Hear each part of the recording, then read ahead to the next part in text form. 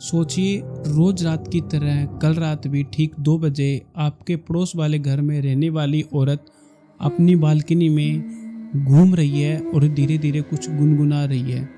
लेकिन अगले ही दिन जब उनके घर का दरवाज़ा टूटता है तो वहाँ 3 कंकाल मिलते हैं और डॉक्टर बाहर आके कहता है कि इनकी मौत 6 महीने पहले हो चुकी है। तो आपने कल रात को किसे देखा था?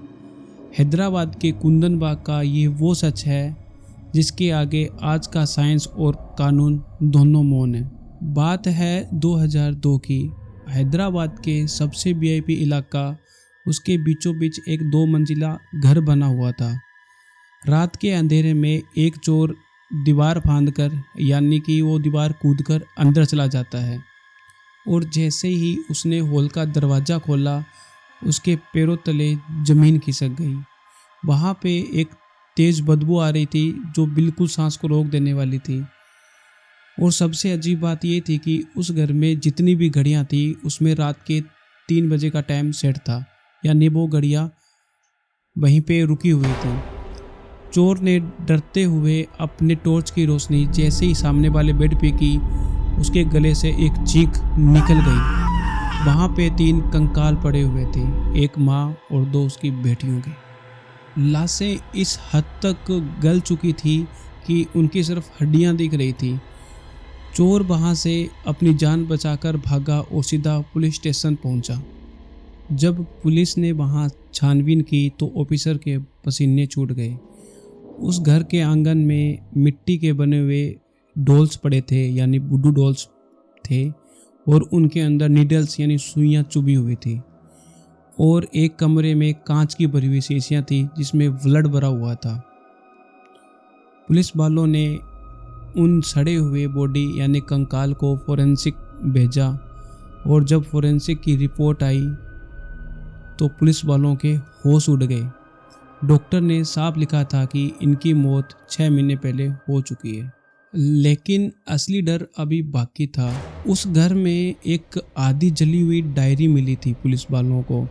उस डायरी में एक अजीब सी बात लिखी हुई थी जो आज भी एक रहस्य बनी हुई है और किसी से सुलझी नहीं।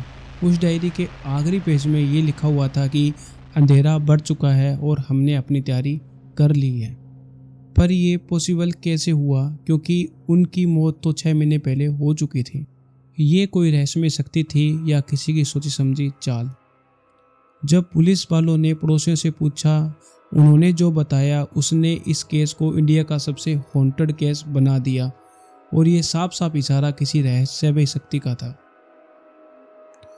जब पुलिस ने और छानबीन की तो पड़ोसियों ने बताया कि रोज रात 12 बजे वो तीनों मोमबत्तियां जलाते थे और अजीब सा गाना गुनगुनाते थे। सोचिए, अगर पड़ोसी सच बोल रहे थे तो डॉक्टर ने कहा कि 6 महीने पहले उनकी मौत हो चुकी है, तो पड़ोसी रोज रात किसे देख रहे थे? और सबसे अजीब बात यह है कि उस डायरी का आखिरी पेज आखिर किसने लिखा? कुंदन बाग का वो घर आज भी खंडर बना हुआ है। रात को तो छोड़िए, वहाँ पे दिन में भी लोग जाने से डरते हैं।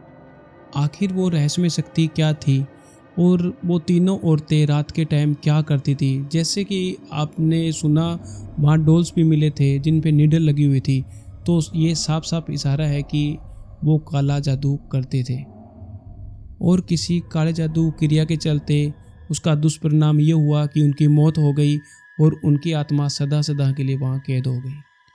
ऐसे ही खौफनाक और अनसुलझे मिस्टीरियस के सफ़र पर मैं पवन कुमार राजस्थान से आपके साथ ट्रू वर्ड पर हमेशा जुड़ा रहूँगा।